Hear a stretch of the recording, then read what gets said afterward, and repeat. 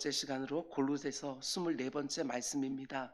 오늘 말씀의 제목은 무슨 일을 하든지 마음을 다하여 죽게 하듯 하라, 이런 제목으로 말씀 전하도록 하겠습니다. 목회하면서 저는 항상 여러분들을 교회에서 뵙니다. 그런데 때로는 여러분들이 가정에서는 어떤 모습일지 이런 것도 궁금할 때가 있습니다. 더 한 걸음 나가서 여러분들이 일터에서는 어떤 모습인지 그것도 궁금할 때가 있습니다. 직원으로서는 어떤 평판을 듣고 있는지, 그리고 사업하는 경영자로서는 어떤 평판을 직원들에게 듣고 있는지, 이런 것이 궁금할 때가 정말 있습니다. 오늘 말씀을 통해서 일터에서 어떤 그리스도인이 되어야 되는지 하나님의 음성을 듣는 복된 시간 되기를 주님의 이름으로 축원을 드립니다. 지난 시간에서도 우리는 그리스도인의 관계 윤리에 대해서 함께 묵상을 하고 있습니다. 가정에서든 교회에서든 일터에서든 관계가 얼마나 중요한지 모릅니다. 그런데 그리스도인의 관계 윤리를 지배하는 핵심 개념이 무엇이냐? 그게 바로 복종과 순종이라고 말씀을 드렸습니다. 하나님께서 모든 관계 가운데 질서를 허락해 주셨습니다. 여기서 말하는 질서라는 것은 위계적인 것이 아니고 우열에 따른 것이 아니고 어디까지나 기능적인 것이라고 말씀을 드렸습니다. 남편과 아내의 관계에 있어서도 18절 아내들아 남편에게 복종하라, 이는 주 안에서 마땅하니라, 위계가 아니라 우열이 아니라 하나님께서 두 사람을 한 몸으로 이루시기 위하여 질서를 부여해 주신 것입니다. 그리고 부모와 자녀의 관계에 있어서도 20절 자녀들아 모든 일에 부모에게 순종하라, 이는 주 안에서 기쁘게 하는 것이니라, 이렇게 말씀합니다. 그런데 오늘 본문을 보면 주인과 종의 관계를 다루고 있는데 여기서도 마찬가지입니다. 22절 종들아 모든 일에 육신의 상전들에게 순종하되 사람을 기쁘게 하는 자와 같이 눈가림만 하지 말고 오직 주를 두려워하여 성실한 마음으로 하라. 사도 바울이 이 글을 쓰던 시대는 아주 엄격한 계급 사회였습니다. 오늘 우리의 자리에서 이 말씀을 듣는 것이 아니라 2000년 전에 그 종들과 상전들에게 주시는 말씀으로 우리가 묵상을 하게 되어지면 이게 얼마나 혁명적인 말씀인가 우리는 알게 되어집니다. 그 당시 종들에게, 특별히 예수 그리스도를 영접하고 이 땅을 성도로 살아가고 있는 종들에게 하나님은 이렇게 명령하지요. 주인이 볼 때만 열심히 일하는 것처럼 눈가림만 하지 말고 마음을 다 기울여서 주인에게 순종하라. 주인이 볼 때만 열심히 일하는 척하는 것이 아니라 주인이 보든지 안 보든지 성실한 마음으로 주인이 맡긴 일을 신실하게 감당하라. 그런데 생각해 보시기 바랍니다. 지금 이 말을 듣고 있는 그 당시의 종들이 어떤 느낌이었을까? 저는 굉장히 큰 충격과 당혹스러움이 이 가운데 있지 않았을까 생각을 했습니다. 그 당시 종들의 삶이 얼마나 고달프고 고통스럽고 비참했겠습니까? 그런데 어느 순간 예수를 믿은 거예요. 신세계가 열린 것이지요. 일상에서는 여전히 종으로, 노예로, 묶인 자로 살아가지만 교회에서는 그래도 자유자로 받아들여지는 것입니다. 복음을 듣는데 비록 온전치는 않지만 그래도 예수 그리스도 안에서 종과 주인의 차별이 없노라고, 하나님은 누구도 외모로 보지 아니하고 차별하지 아니하고 다 하나님의 자녀로 본다고, 주인을 위해서만이 아니라 종을 위해서도 아들 예수 그리스도께서 생명을 내어 주셨노라고, 이런 말씀을 주일마다 강단을 통해 들었을 때 얼마나 큰 감격이 그들에게 있었을까. 전혀 새로운 질서 가운데 속에 그들이 살아가는 것이지요. 그런데 어느 날 교회에 왔는데 강단에서 이런 내용의 설교가 들려지는 겁니다. 네 육신의 산정에게 순종하라. 상전이 볼 때만 열심히 일하는 눈가림만 하지 말고 성실한 마음으로 마음까지 기울여서 주인에게 순종하라. 이 말씀을 듣는 거지요. 특별히 내가 예수 믿기 전에는 주인의 눈가림만 하면 충분했습니다. 왜냐하면 아무리 내가 열심히 일을 한다 할지라도 내게 돌아오는 것이 없기 때문에 그렇습니다. 일을 열심히 하면 주인이 더 많은 일을 시킬 뿐이고, 내가 열심히 일을 해서 많은 열매가 생긴다 할지라도 주인이 다 가져갑니다. 내게 생기지 않습니다. 나의 수고와 땀이 정당한 대가와 보상을 받지 못하는 것이지요. 우리의 직장 생활처럼 정말 열심히 일을 하고 그 가운데 결과가 생기면 연봉이 오른다든지 아니면 진급을 한다든지 이런 게 그들에게는 없습니다. 자신의 재산은커녕 자신의 생명도 자기 것이 아닌 종 노예입니다. 그러니까 내가 열심히 일을 해야 될 아무런 동기도 아무런 이유도 없는 그 종들에게 예수 그리스도를 믿고 성도가 되고 나니까 이런 명령을 받는 것입니다. 네가 이제 성도가 되었으므로. 주인이 보고 있으면 열심히 일을 하고 주인이 안 보고 있으면 꾀를 부리며 대충대충 일을 하고 이러지 말라는 것입니다. 더 이상 눈가림만 하는 종이 되지 말라. 마음까지 다 실어서 성실하게 주인을 섬기라. 이렇게 명령하는 거예요. 여기서 이 표현도 눈여겨보셔야 됩니다. 성실한 마음으로 하라. 열심히 일해야 될 아무런 동기도 이유도 없는 종들 노예들에게 지금 마음까지 하나님이 요구하고 계시는 것입니다. 그 당시 주인들도 마음까지는 요구하지 못했습니다. 열심히 일해야 될 아무런 동기도 이유도 없는 종들의 처지를 너무나 잘 알기에 아무리 종들이 억지로 겨우겨우 마지못해 일한다 할지라도 시킨 일만 하면 되는 것입니다. 그런데 하나님은 그 종들에게 마음까지도 요구하는 것이지요. 주인의 눈가림만 하지 말고 마음까지 성실해야 된다. 마음으로도 주인을 순종해야 된다. 한 걸음 더 나간 것이지요. 근데 왜 이렇게 해야 된다고 말을 하느냐? 22절 말씀 다시 보면 이제 더 이상 너희는 사람을 기쁘게 하는 종이 아니다. 이렇게 말하지요. 이제는 하나님을 경외하는 종, 하나님을 사랑하고 하나님을 두려워하는 성도가 된 종이라고 말하는 것이지요. 사회적인 신분은 여전히 한 주인에게 속한 종입니다. 그런데 영적인 신분은 이제 그리스도의 종이라고 말을 하는 것입니다. 한마디로 말하면 주인이 바뀌었다.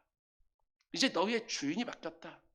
눈가림만 하면 문제가 없는 육신의 상전의 종이 아니라 이제는 네 마음까지 다 보고 계시는 하나님의 종이 되었으니까 마음까지 성실해야 된다. 이렇게 말하고 있는 것입니다. 여러분의 진짜 주인은 누굽니까? 일터에서 만나는 사장님, 회장님, 아니면 여러분 직급 위에 있는 상사입니까? 여러분 그들을 보고 일하는 것인가? 아니면 그 자리도 하나님이 나를 보내신 줄로 알고 그 자리에서도 하나님께서 그 일로 영광 돌리기를 원하시는 줄 알고 사람의 기쁘게만 하는 눈가림만 하는 것이 아니라 내 마음까지 중심까지 보시는 그 하나님을 기쁘시게 하기 위하여 그 일을 감당하고 있는가? 이걸 우리들에게 묻고 있는 것입니다. 성도가 된 우리가 하나님의 눈을 의식하면서 사람의 눈을 의식하며 그들만 기쁘게 하면 되는 것처럼 눈가림을 하는 것이 아니라 하나님이 보내신 자리에서 하나님이 내게 맡기신 일을 정말 충성스럽게 감당한다면 저와 여러분의 일터가 어떻게 되겠습니까? 여러분 꼭 새겨 들으셔야 됩니다. 맡은 자에게 구할 것은 충성이니라 이렇게 말하고 있는데 그 충성은 단지 교회 안에서 내가 맡은 직분, 내가 맡고 있는 사역만 말하는 것이 아니라 가정에서도 그리고 일터에서도 우리에게 요구하는 것은 충성이라고 하는 사실을 절대로 잊으시면 안 되는 것이지요. 오늘 본문은 말합니다. 종들아 눈가림만 하지 말고 성실한 마음으로 네 맡은 일을 감당해라. 그 당시 종들에게는 이것도 순종하기 어려운 일인데 하나님은 여기에 만족하지 않으시고 그 종들을 데리고 한 걸음 더 나아가십니다. 23절 24절 무슨 일 하든지 마음을 다하여 주께 하듯 하고 사람에게 하듯 하지 마라. 이는 기업의 상을 주께 받을 줄 아나니 너희는 주 그리스도를 섬기느니라. 오늘 말씀 굉장히 중요합니다.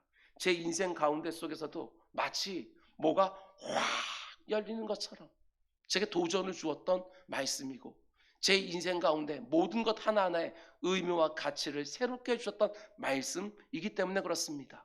여기 보면 무슨 일을 하든지 마음을 다하여 주께 하듯 해라. 무슨 일을 하든지 종으로 일을 하다 보면 하고 싶지 않은 일이 왜 없겠습니까? 여러분도 그렇고 저도 그렇고 일터에서 하기 싫은 일도 분명히 있습니다.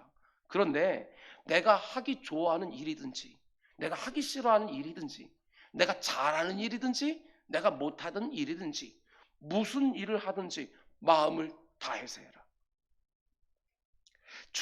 주인이 내 마음에 들든지 마음에 들지 않든지 그 어떤 일이라도 그 주인이 내게 시킨 일에 마음까지 기울여서 감당해라. 이렇게 말하는 것입니다.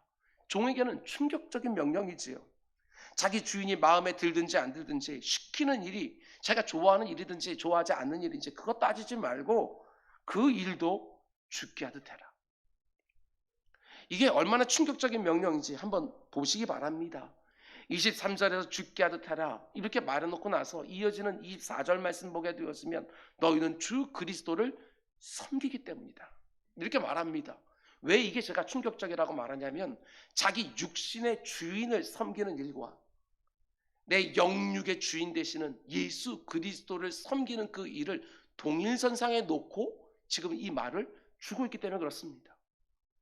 그 당시 종들은 아무리 하기 싫은 일이라 할지라도 억지로 해야 되는 노예들입니다. 아무리 열심히 일을 해도 자기에게 열매가 돌아오지 않고 주인에게 열매가 다 돌아가는 그런 종들에게 하나님 말씀합니다. 너희는 모든 일을 죽게 하듯 해라. 지금 네가 하고 있는 일들이 어떤 일이든지 네 육신의 상전이 주인하고만 관계된 일이 아니라 네가 섬기는 그리스도와 직결되어 있는 줄 알고 주인의 눈만 의식하면서 눈가림하는 것이 아니라 네가 섬기는 그리스도와 관계된 일인 줄 알고 마음까지 기울여서 그 일을 성실한 마음으로 감당해라. 이렇게 하나님 말씀하는 것이지요. 여러분과 제가 문자 그대로 받아들여야 되는 말씀입니다. 지금 내가 하고 있는 일이 무엇이든지 내가 하기를 좋아하는 일이든지 하기 싫어하는 일이든지 무슨 일을 하든지 죽게 하듯 해라.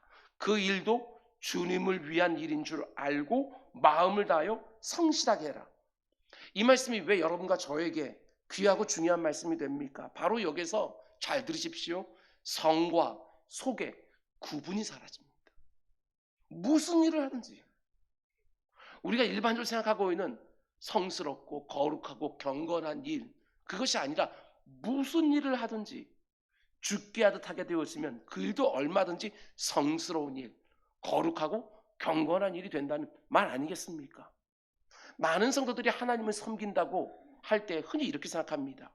교회에서 하는 이런저런 봉사와 사역, 기도 생활, 예배 생활, 말씀 생활 이런 것들은 하나님을 섬기는 일이고 학교에서 공부를 하고 직장에서 일을 하고 가정에서 자녀들을 양육하고 이런저런 분야에서 사업을 하고 장사하는 것은 마치 세상 일인 것처럼 그렇게 말을 합니다.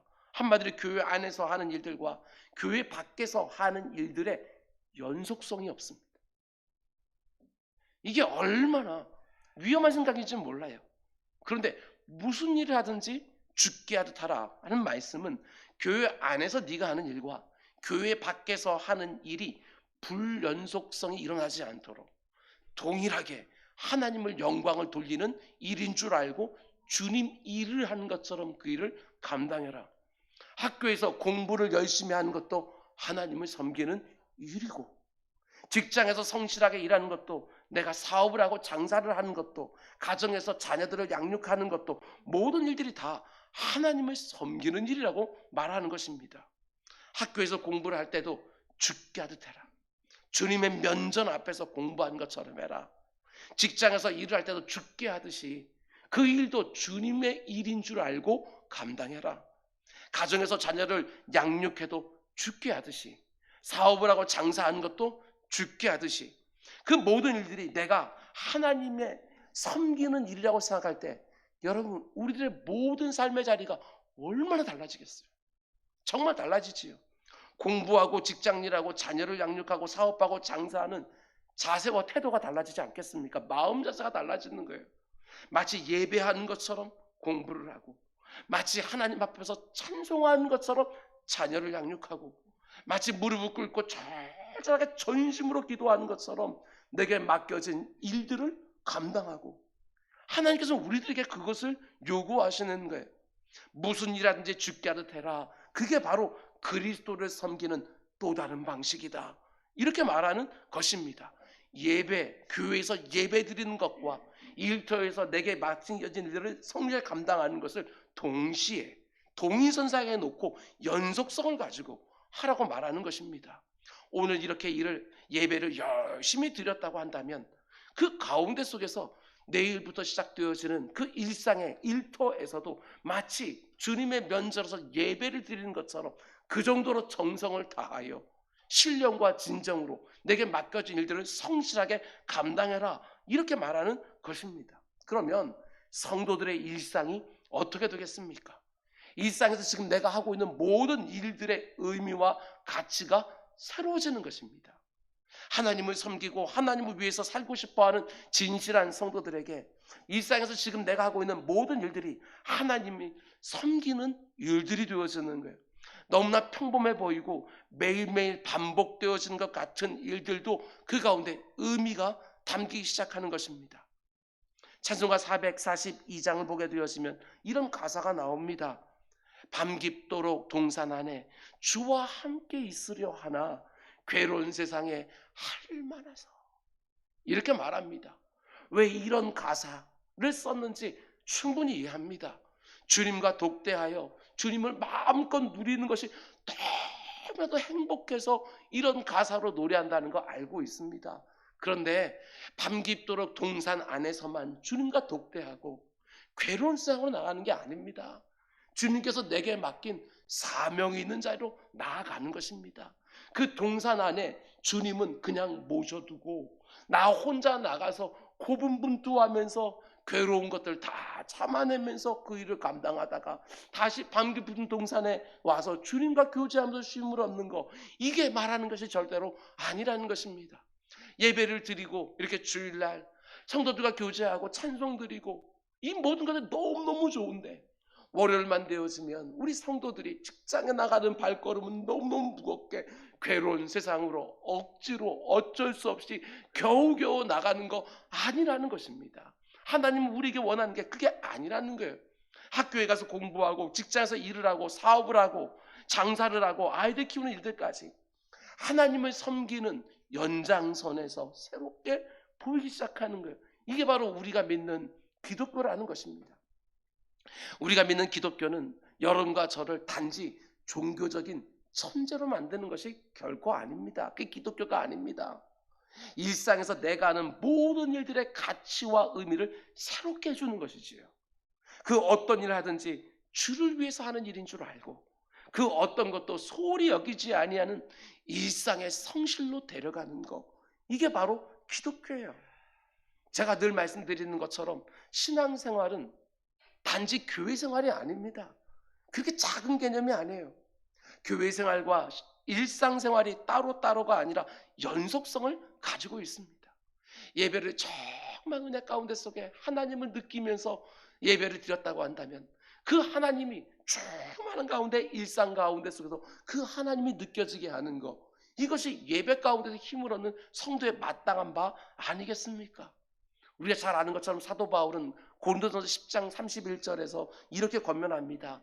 그런즉 너희가 먹든지 마시든지 무엇을 하든지 다 하나님의 영광을 위해서 해라. 여기 보면 예외로 두는 장소가 없습니다. 예외로 두는 일들이 없습니다. 먹든지 마시든지 무슨 뜻이지요? 저와 여러분들이 날마다 반복하고 있는 그 행위, 그 안에도 하나님의 영광을 위해서 하라고. 교회에서 하는 일들로만 우리가 하나님께 영광을 돌릴 수 있는 것이 아니라 무엇을 하든지 다 모든 것을 가지고 하나님께 영광을 돌리라. 하나님을 단지 예배당 안에서만 예배하는 것이 아니라 내가 살아가는 모든 자리에서 하나님을 예배하는 것이고, 하나님은 단지 교회 안에서만 여러분과 저의 하나님이 아니라 내가 살아가는 모든 자리에서 동일하게 고백되어지는 하나님이라는 것이고, 내가 무엇을 하든지 다 주를 위해서 하는 일인 줄 알고 일상의 성실로 그 모든 일을 감당하게 되어졌을 때 여러분 단지 교회 안에서만 기쁨과 즐거움을 드리는 것들이 아니라 일상 가운데 속에서도 동일한 즐거움과 기쁨, 왜 그것도 주를 위해서 하는 일이니까 의미를 갖게 되어지는 것이지요. 일상의 성실이 성도들에게는 반드시 있어야 됩니다. 교회에서 내게 맡겨진 그 직분처럼 일터에서 내게 맡겨져 있는 그 직분들도 성실하게 감당하는 우리 모두가 될 수 있기를 주님의 이름으로 축원을 드립니다. 가정에서도 마찬가지 아니겠습니까? 서로가 서로를 대할 때도 죽게 하듯이, 교회 안에서 어린 다음 세대들 양육하는 교사 선생님들도 죽게 하듯이, 담임 목사가 성도들을 대할 때에도 주님 대하듯이, 성도들이 그 가운데 교육자들과 그리고 직분 맡은 그분들과 대할 때에도 주님 대하는 것처럼 얼마나 교회가 바뀌고 가정이 바뀌고 우리 일터가 바뀌게 되어질까, 꼭 그리 살아주시기를 주님의 이름으로 축원을 드립니다. 너무나 중요한 부분이기에 조금만 더 강조해서 말씀드립니다. 하나님이 오늘 종들에게 말씀하십니다. 우리하고 달라요. 2000년 전에 노예들에게 말하는 것입니다. 무슨 일 하든지 눈가림만 하지 마라. 눈가림이 종들의 처세예요. 그럼에도 불구하고 눈가림하지 말고 네 마음까지, 보이지 않는 그 마음까지 성실함으로 감당해라, 이렇게 말을 하는 것입니다. 이렇게 우리가 살아갈 때 우리들의 일상이 다 재해석되기 시작합니다. 오늘 설교를 준비하면서 이런 생각을 안 할 수가 없었습니다. 우리 그리스도인들이 이 세상에 의해서 가장 많이 비판을 받는 지점이 어디인가? 다른 게 아닙니다. 여러분과 저와 너무 잘 아는 것처럼 종교적인 영역에서 보면 자기들하고는 분명한 다름이 보이는데, 일상의 영역, 공부하고 자녀 키우고 직장에서 일하는 모습 보면 자기들하고 별로 다를 것이 없는, 왜 이런 일이 벌어집니까? 그 가운데 불연속성이 있습니다. 이어지질 않는 거예요. 신앙에서 삶으로 이어지지 아니하고 입술의 고백에서 일상에서의 행위가 이어지지 않는 것입니다. 절대로 그렇게 살아서는 안 됩니다. 우리가 살아가는 그 어떤 자리든지 주님과 다 관계 있는 자리인 줄 알고 모든 일을 죽게 하듯, 범사를 죽게 하듯, 내가 살아가는 모든 자리가 주님을 섬기는 자리인 줄 알고 그저 사람의 눈가림하는 그 정도가 아니라, 예배를 드릴 때에도 내 중심 보시는 하나님 앞에서 신령과 진정으로 라고 말하는 것처럼, 예배 드린 자리에서 하나님 앞에 눈가림할 수 없는 것처럼 일터에서도 그곳에서 죽게 하듯이 내가 눈가림만 할 수 없다는 것을 알고 그 일들을 성실하게 감당하는 것, 특별히 일터에서 그리하셔야 됩니다. 그것이 바로 우리 종교개혁자들이 목청껏 외쳤던 직업 소명설 아니겠습니까? 모든 직업은 하나님께서 허락해 주신 것이다. 그 일터로 하나님께서 나를 부르셨다. 여기서부터 시작해서 죽게 하듯이 그 모든 일을 감당하는 것입니다. 직업을 단지 돈을 버는 도구가 아닙니다. 하나님을 섬기는 또 다른 자리입니다.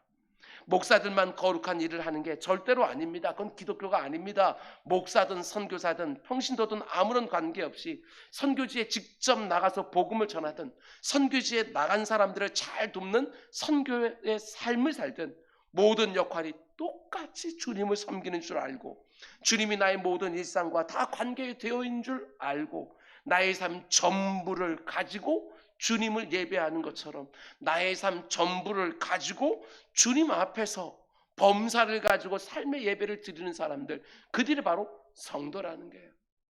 요즘 선교에 대해서 말하는 학자들은 이렇게 말합니다. 전에는 선교하는 교회가 되어야 됩니다, 이렇게 말하지만 요즘은 달라졌습니다. 선교하는 교회가 되는 것이 아니고 선교적 교회가 되어야 된다, 이렇게 말합니다. 다릅니다. 이 두 개가. 선교하는 교회는 다른 많은 것들도 하지만 선교도 하는 교회, 이렇게 되어지지만 선교적 교회라고 하는 것은 교회에서 하는 모든 일들이 영혼 구원과 다 관계 있는 줄 알고 그 모든 일을 감당하는 것, 그것이 바로 선교적 교회라는 게, 선교하는 사람 따로 있는 것이 아닙니다. 모든 구원받은 성도들은 선교적 삶을 살아가는 것이지요. 무엇으로? 내 삶의 모든 자리에서 내가 하고 있는 모든 일을 가지고 선교적 삶을 살아가는 게, 이 자리에서 예배하는 여러분 한 분 한 분이 내가 살아가는 모든 자리에서 하나님 경외할 줄 알고 내가 하고 있는 모든 일들이 하나님과 관계된 일인 줄 알고 그 자리에서 그 일을 하나님을 섬기는 마음으로 죽게 하듯이 하면서 변화되어지는 우리들의 가정과 우리들의 일터가 오늘 이 땅을 살아가고 있는 세상 사람들이 저와 여러분에게 요구하는 가장 큰 바라는 것입니다. 교회와 성도들이 착한 일 한 개 두 개 더하면 세상이 바뀝니까? 다시 말씀드립니다. 교회와 성도들이 착한 일 한 개 두 개를 더하게 되어지면 그 가운데 선한 영향력을 끼칠 수 있습니까? 그렇게 생각하고 있으니까 교회가 이 세상의 빛과 소금의 역할들을 제대로 감당하지 못하는 것입니다. 단지 한 개 더 하는 것들이 아니라 모든 것이 다 주님과 관계된 일인 줄 알고 모든 성도들이 세상 곳곳으로 쑥 들어가서 그 일이 주님과 관계된 일인 줄 알고 감당할 때에 여러분 교회와 성도들은요 세상을 변화시킬 수 있습니다. 세상에 선한 영향력을 끼칠 수 있는 것들이지요. 교회 안에서는 너무나도 경건하게 보이는데 교회 밖 특별히 일터에서는 진배가 없다. 거기서 무슨 선한 영향이 있겠습니까? 세상의 빛과 소금이 되라고 말씀하셨지 교회 안에서 빛과 소금의 역할을 감당하면 된다 이렇게 말했습니까? 그렇지 않습니다. 여러분 이제라도 바로 잡으셔야 됩니다. 일상의 모든 일을 주께 하듯이 살아가는 것입니다. 사람들의 눈만 속이면 되는 것이 아니라 눈가림만 하는 것이 아니라 무소부재 하나님이 안 계신 곳이 어디에도 없는 줄 알고 하나님의 면전에서 모든 일들을 마음까지 기울여서 감당할 때 우리 교회와 성도들이 제 역할을 세상을 제대로 섬길 수 있는 것입니다. 교회 안에서 사는 방식과 교회 밖에서 사는 방식이 마치 다르기라도 한 것처럼 어떻게 그렇게 사냐고 항변하지 마시기 바랍니다. 오늘 본문은 2000년 전에 살았던 노예들에게 주신 말씀입니다. 노예 신분에 있었던 그 종들도 이런 권면을 받고 이렇게 살려고 애를 썼는데 여러분과 저는 자유자 아닙니까? 자유자입니다. 하나님께서 무려 2000년 전에 그 노예로 살아가는 성도들에게도 이런 모습을 기대하셨다고 한다면 하물며 오늘 우리에게 이런 기대를 왜 안 하시겠습니까? 이런 말씀을 주시면서 아니 어떻게 교회 안과 교회 밖에서 똑같은 모습으로 살 수 있느냐? 어떻게 그런 모습으로 직장 생활하고 그런 모습으로 사업을 할 수 있겠느냐? 하나님께서 그런 항변을 우리들에게 듣기를 원하시겠습니까? 절대로 그렇지 않다는 것입니다. 2000년들의 노예들이 이 말에 순종하려고 애를 썼다고 한다면 하물며 우리는 이 말씀을 받고 오늘 나에게 주시는 말씀으로 일터에서도 이렇게 살기 위하여 마치 마음을 다 기울여서 주님께 하듯이 감당하는 우리 모두가 될 수 있기를 주님의 이름으로 축원을 드립니다. 성도에게 일상의 성실함이 반드시 있으셔야 됩니다. 그런데 여러분과 제가 이렇게 열심히 살아가면 하나님이 어떻게 주는 약속을 해주십니까? 24절 말씀 보시오. 놀라운 말씀을 주십니다. 이는 기업의 상을 주께 받을 줄 아나니 너희는 주 그리스도를 섬기느니라. 여기 보면 하나님이 주신 기업의 상을 주님께 받는다고 말하는데 이게 얼마나 엄청난 말인지 몰라요. 여러분 그 당시 종들의 입장에서 들으라고 말씀을 드렸습니다. 생각해 보셔요. 그 당시 종들에게 노예들에게 기업이 있습니까 없습니까? 기업 없습니다. 자식들에게 물려줄 기업은 고사하고 조그만 소유도 없습니다. 모든 게 다 주인 거지요. 아무리 종이 배를 아파서 힘겹게 아기를 낳는다 할지라도 주인의 재산입니다. 그런 비참한 처지의 종들에게 하나님이 뭐라고 말씀하느냐? 너희가 기업의 상을 주께 받을 줄 알아라. 이렇게 말하는 것이지요. 앞에서 말씀드린 것처럼 종은 아무리 열심히 일을 해도 자기에게 돌아온 것이 없습니다. 그럼에도 불구하고 육신의 상전에게 주께 하듯 성실한 마음으로 순종하고 내가 하고 싶지 않은 일이라 할지라도 주인이 시켰던 일이라고 한다면 마치 주님의 일인 줄 알고 힘을 다해서 해도 내게 생기는 게 실제적으로는 없습니다. 그래서 눈가림만 하기가 쉬운데 하나님이 뭐라고 말씀합니까? 하나님이 다 보고 계신다. 하나님이 정확하게 셈해 주신다. 그러니 그 노예들에게 열심히 일해. 어마어마한 일이지요. 아무리 열심히 일해 내게 돌아오는 거 아무것도 없는데 뭐라고 말씀합니까? 하나님이 너희들 거 다 챙겨준다. 이거 믿고 열심히 일해. 이렇게 말하는 것이지요. 아니 왜 육신의 상전에게 죽게 하듯이 열심히 성실하게 일했는데 왜 하나님이 우리들에게 상급을 주십니까? 다른 이유가 아닙니다. 육신의 주인 바라보면서 그 육신의 주인 기쁘게 하려고 그 일을 성실하게 감당하는 것이 아니라 오늘 말씀 그대로 너희는 주 그리스도를 섬기느니라. 이렇게 말한 것이지요. 내가 그 일을 그렇게 성실한 마음, 눈가림만 하는 게 아니라 다른 종들은 다 그렇게 눈가림만 하는데 성도된 종들은 성실한 마음으로 마음을 다하여 주님 일을 하듯이 일을 하는 거예요. 주님을 위해서 일했으니까 누가 상급 주는 게 맞아요? 하나님이 주신다는 거예요. 하나님 위해서 일했으니까. 우리가 누구를 위해서 직장에서 일하고 있는지를 분명히 아셔야 돼요. 육신의 상전을 위하여 직장에서 일했다 하면 그 육신의 상전부터 내가 받는 거예요. 그러나 그 가운데 속에서도 내가 하나님을 위하여 주를 섬기듯이 일했다고 한다면 주께서 내게 상 주시는 거예요. 사람이 나를 인정해주면 열심히 일을 하고 인정해주지 않으면 대충대충 눈가림만 하고 절대로 그렇지 않습니다. 어떤 성도님들은 이렇게 말하기도 합니다. 하나님도 나를 인정해주고 세상에서 사람들도 나를 인정해주고 그러면 더 좋지 않냐고. 제가 늘 말씀드리지만 늘 더 좋은 거 이러다가 문제가 생깁니다. 함정에 빠집니다. 하나님 한 분만 나 인정해주면 됐지. 인생들이 나를 인정해주는 것까지 꼭 더 더해져야 내게 좋다고 생각하니까 거기에서 유혹당하는 거예요. 거기서 그 신실한 신앙들이 변질하는 것이지요. 하나님의 인정만으로는 부족한 것처럼 이제 인정까지 받으려고 하다가 너무나 많은 성도들이 그 신앙이 변질되어집니다. 아닙니다. 하나님만 인정해 주시면 다 된 것이지요. 이 세상에 나를 인정해 주느냐 인정해 주지 않느냐 이건 별로 상관이 없어요. 왜 그렇습니까?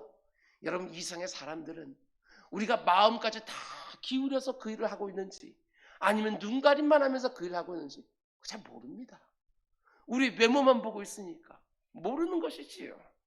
주인만 없으면 그냥 대충 시간만 때우다가 주인만 보이면 열심히 일하면 주인은 속일 수 있습니다.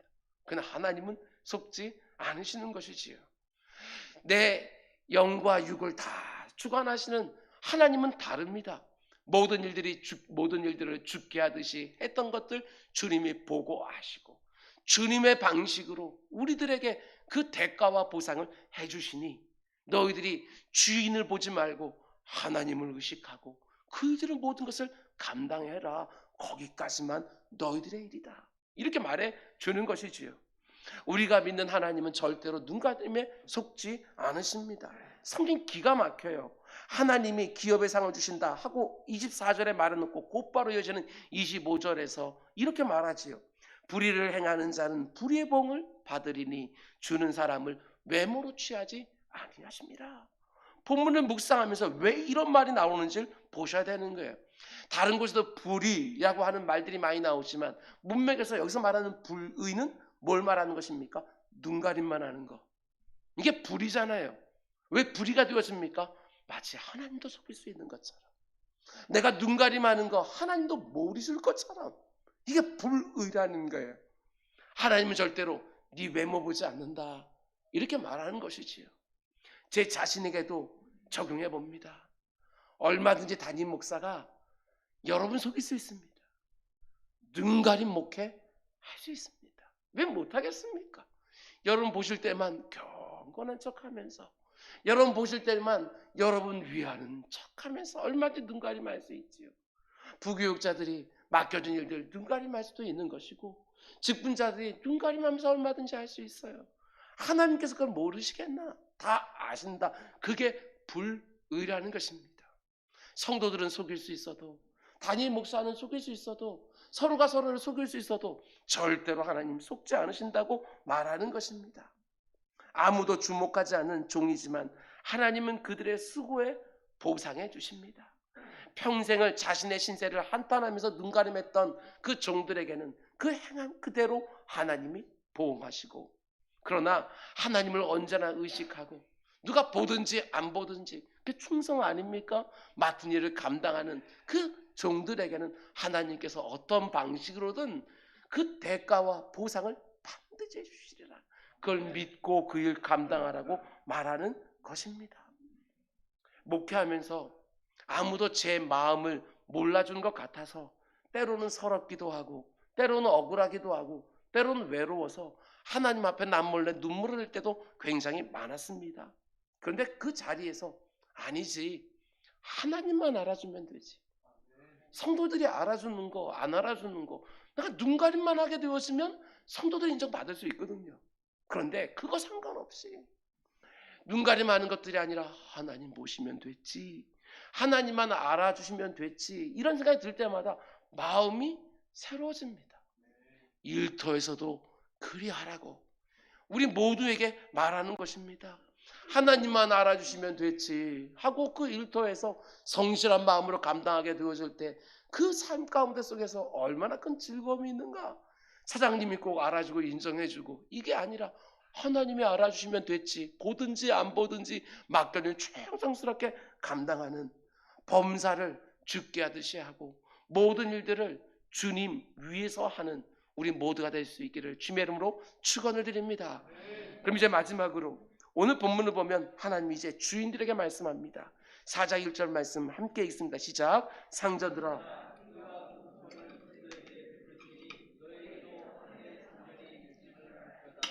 아멘. 우리 교회에도 누군가를 고용하여 사업하시는 분들이 있습니다. 잘 들으시기 바랍니다. 그게 뭐냐? 나에게도 상전이 있습니다. 하늘에 내 상전이 계신다는 것을 늘 기억하고 그럼 직원들을 대하라, 이렇게 말하고 있습니다. 이 말씀도 그 당시 2000년 전으로 돌아가게 되었으면 이게 얼마나 엄청난 충격적인 말씀인지 모릅니다. 한번 2000년으로 돌아가서 이 자리에 설교자가 있고, 아니 오늘 말씀을 쓰고 있는 사도 바울이 이 앞에서 말씀을 전하고 있는데 회중석에는 노예들도 있고 그 노예들의 주인들도 있어요. 다 같이 앉아서 예배를 드리는 거예요. 그 가운데 말씀을 전하면서 종들아 눈가림만 하지 말고 네 상전에게, 네 주인에게 죽게 하듯 해라. 그리고 상전들에게도 말합니다.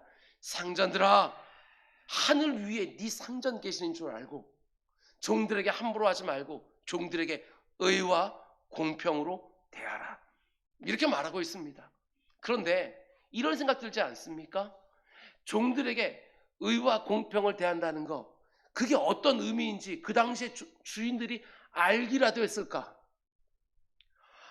종들에게 의와 공평으로 대한다는 게 뭔지 개념조차 없어. 2000년 전에는. 그 당시에 많은 사람들이 존경했던 철학자 아리스토텔레스는 이렇게 말합니다. 노예는 단지 말을 할 수 있는 짐승에 불과하다.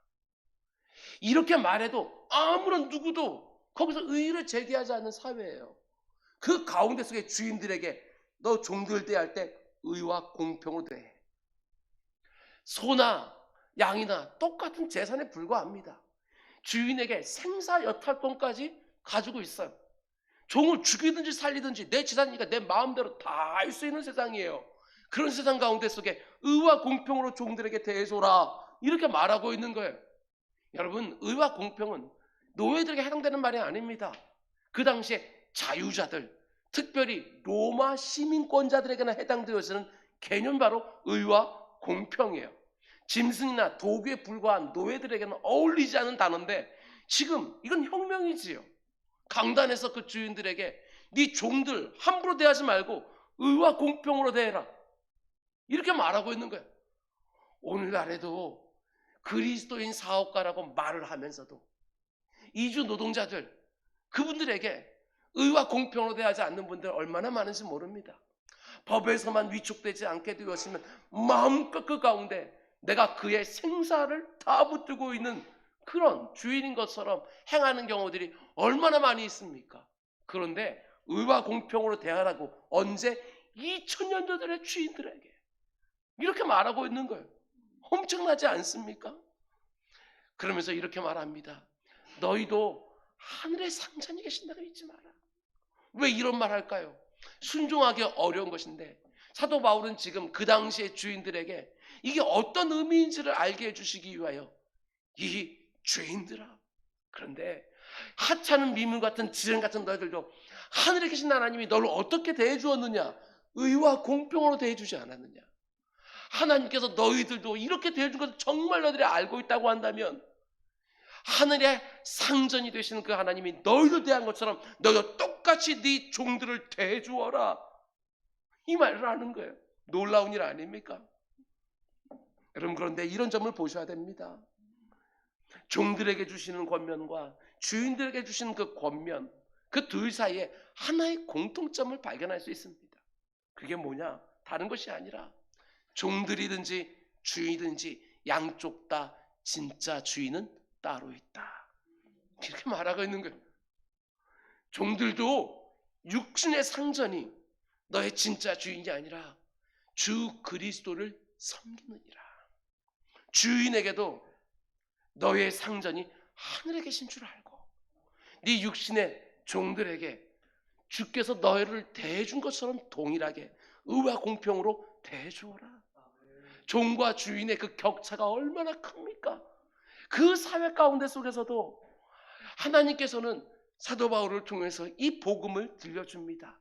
종이든 상전이든 부름의 차이만 있을 뿐 그 자리 역시도 하나님께서 보내신 자리다. 이렇게 말하는 것이지요. 종이라고 신세한테 말하는 것이 아니라 그 자리도 주님께서 보내신 자리니 주님 온전히 의식하고 주님께 위하여 그 일들을 감당해라. 주인들에게도 육신의 위계나 아니면 육신의 우월을 그 말하는 것들이 아니라 주님 대하듯이 의와 공평으로 너희들이 받은 그대로 종들을 대해라. 종이든 상전이든 지금 똑같은 하나님 섬기고 있다. 이렇게 말하고 있는 것이지요. 복음은 혁명이었습니다. 예수님 이렇게 말씀하시지요. 사람이 두 주인을 섬길 수 없다. 그런데 이 사실을 그 어떤 자리에서보다도 분명하게 고백해야 되는 곳이 어디냐? 그것이 바로 직장입니다. 일터에서 사람이 두 주인을 섬길 수 없다. 여러분 이것들을 고백할 수 있어야 됩니다. 왜 그러냐? 일터야말로 내 인생의 유일한 상전, 이 생과 내 생으로 이어지는 참된 주인 누구인지를 가장 쉽게 잊어버릴 수 있는 장소이기 때문에 그렇습니다. 정말 그렇습니다. 내 육신의 상전이 직장에서 만나는 사장님이 회장님이 아니면 내 위에 있는 상사가 내 인생의 가치도 결정하고 내 생계와 내 가정의 미래까지 다 쥐고 있는 진짜 주인처럼 보이는 곳, 그것이 바로 직장이잖아요. 내 모든 것을 좌우할 수 있는, 행불행을 좌우할 수 있는 진짜 나를 주관하는 것이 내 직장의 상사인 것처럼 보이는 것이 바로 우리들의 일터예요. 그 가운데 속에 두 주인 섬길 수 없다. 이 말씀을 고백할 수 있어야 된다는 거예요. 사업장을 경영하는 성도들도 마찬가지입니다. 내 수입과 내 생활과 내 삶의 질이 어떻게 될지를 결정하는 진짜 주인이 고객들이 아니라 내가 어떻게 하느냐에 따라 달린 것이 아니라 오직 주님께만 달려있다고 고백할 수 있는 가장 적절한 자리가 바로 사업하는 현장이에요. 왜냐하면 사업장에서 마치 어떤 고객들이 내게 함께 사업을 하느냐 여기에 따라서 혹은 내가 어떻게 이 사업장을 경영하냐에 따라서 내 모든 것들이 좌우되는 것처럼 생각되기가 쉬운 곳이 바로 사업장이고 장사하는 곳이잖아요. 그렇기 때문에 그곳에서 두 주인을 섬길 수 없노라. 나는 오직 주님을 섬기느니라. 이것을 알고 직장에서 만나는 모든 사람을 죽게 하듯 사업장에서 대하는 고객들과 그 손님들을 죽게 하듯 이럴 때 얼마나 모든 것이 달라지겠나. 여러분 교회 안에서 삶만 변하는 거 이것이 아니라 일상이 변해야 혁명적인 가치의 전복이 일어나야 그 가운데서의 세상이 변하는 것 아니겠습니까? 예수 그리스도를 고백하는 교회 안에서 주가 나의 주인 되신다고 고백하는 거 어렵지 않습니다. 다 예수 믿는 가정에서 오직 예수님이 우리 가정의 가장이 되신다 이렇게 고백하는 건 어렵지 않아요. 그런데 과연 일터에서 어떻게 고백하고 있습니까? 입술로 고백하는 그 정도 말하는 거 아닙니다. 서두에 말하는 것처럼 직장에서 과연 어떤 평판을 내리며 일하고 있는 것인지, 직장에 성실함이 있는 것인지, 받은 만큼만 일해주면 되는 것인지, 아니면 겨우겨우 하기 싫은 거 억지로 감당하면 되는 것인지, 아니면 눈가림만 하면 되는 것인지, 이것들을 생각해 보라는 거예요. 교회 안에서만이 아니라 가정 안에서만이 아니라 일터와 직장과 사업장에서도 오직 한 분 하나님만이 나의 주인 되신다는 것을 분명히 인정하고 그 일터에서 일하는 모습으로도 나의 신실한 신앙 고백이 참되다는 것을 드러내는 우리 모두가 될 수 있게 주님의 이름으로 축원드립니다. 말씀 맺겠습니다. 제 개인적인 이야기지만 이 말씀을 여러분들에게 꼭 드리고 싶었습니다. 죄송한 말씀이기도 합니다. 하나님이 제게 맡기신 목사라는 직분은 하나님의 살아계심을 선포하고 성도들의 신앙, 영적 성장과 성숙을 도모하고 내세를 준비하도록 하는 사명이 본질이고 핵심인 거 분명합니다. 그러나 바로 그것 때문에 여러분들의 일주일에 5일 혹은 그 이상을 보내고 있는 일터의 문제를 제대로 헤아리지 못할 때가 사실 있었습니다. 저만이 아니라 한동안 수십 년 동안 한국교회 목회자들도 이것들을 간과할 때가 일터가 얼마나 중요한지, 성도들은 5일 이상을, 그보다 더 많은 시간들을 일터에서, 직장에서 보내고 있는데 단지 교회 안에서 무엇을 어떻게 하느냐에 초점을 맞추어서 여기에서 모든 것을 쏟아붓게 만드는 경우들이 얼마나 많았는지 모릅니다. 일터에서 성실해야 되는데도 불구하고 성도들을 계속해서 일주일에 몇 번씩이라도 교회에 불러들여서 그 가운데 이런 훈련시키고 저런 훈련시키고, 그 가운데 속에 직장의 성실함이 아니라 마치 교회 안에서 충성스러운 직분자로 세워놓으면 모든 것이 다 끝나는 것처럼, 그러다 보니까 연속성이 생기질 않는 거예요. 제가 목회를 시작하면서 아직 초보였을 때, 목사였을 때 새벽 예배를 드리러 교회 오다 보면 때로는 비가 오는 날도 있고 눈도 오는 날이 있습니다. 그때는 제 마음 가운데 속에 당연하지요, 이런 생각이 들기도 했습니다. 저렇게 내리는 비처럼 성령의 단비가 저와 우리 성도님들 그 10년 가운데 촉촉하게 적셔지면 얼마나 좋을까. 눈이라도 오는 날이면 저렇게 내리는 하얀 눈처럼 여러분과 제 안에 있는 그 더럽고 추악한 그 모든 죄들이 마치 흰눈처럼 희게 되면 얼마나 좋을까. 그리고 교회에 와서 그 마음을 가지고 대표 기도하고 여기 앉아서 그렇게 여러분들을 위해서 중보기도 하고 여기서 끝날 때가 얼마나 많이 있었는지 모릅니다. 그런데 목회의 연륜도 점점 늘어나고, 그리고 저 역시도 나이들을 먹어가고, 그 가운데 속에 여러분들의 삶도 그저 겉으로 아는 것들이 아니라 이제는 얼굴만 보아도 어느 정도 느껴지고, 뉴스 하나를 보더라도 여러분의 직업과 여러분의 직장에 따라서 어떤 애로사항이 생길지, 어떤 어려움들이 생길지 이 정도 알게 될쯤 되니까 이제는 좀 달라집니다. 비나 눈이 오는 날에도 하나님 아침부터 내리는 저 비와 눈 속에도 우리 사랑하는 성도님들 출근길 어렵지 않도록 안전하게 보호해 주시고, 장사하는 성도님들 이 비와 눈 때문에 손님들 발걸음 끊어지지 않도록, 우리 사랑하는 성도님들 마음 힘들어지지 않도록 오늘 하루도 특별한 은혜를 베풀어 주십시오. 이런 기도가 나오기 시작합니다. 여러분, 교회와 가정이 얼마나 중요한지 말하는 거 두말할 필요 없습니다. 그러나 하나님이 내게 허락하신 일터 너무너무 소중합니다.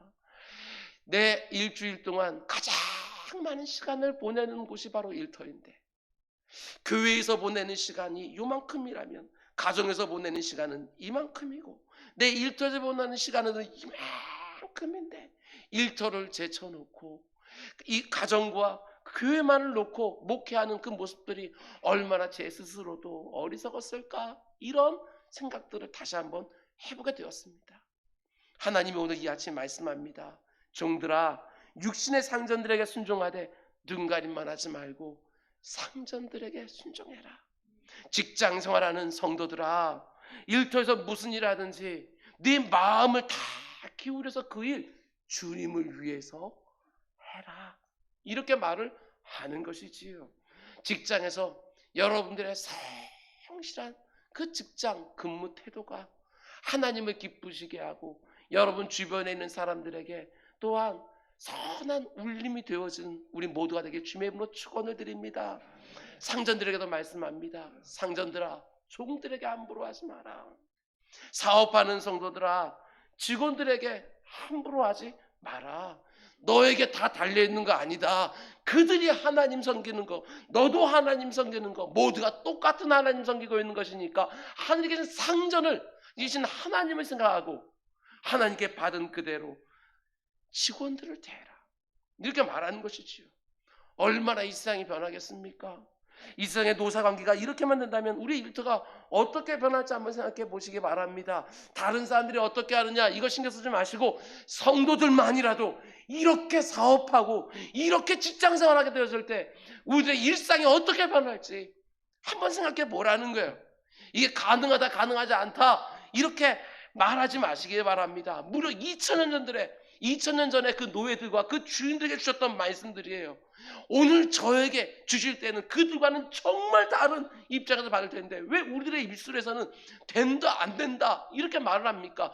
2000년 전 그 성도들도 이 말씀을 받고 이대로 하기 위하여 아무것도 내게 돌아오지 않는 노예 순세임에도 불구하고 마치 죽게 하듯이 그들은 성실한 마음으로 감당했고, 종들은 마음껏 죽여도 되고 살려도 되어서는 마치 하나님 노릇할 수 있는 그 주인된 성도들 역시도 그 종들은 의와 공평으로 되는데도 불구하고 왜 우리는 할 수 없다 이렇게 말을 하냐는 것입니다.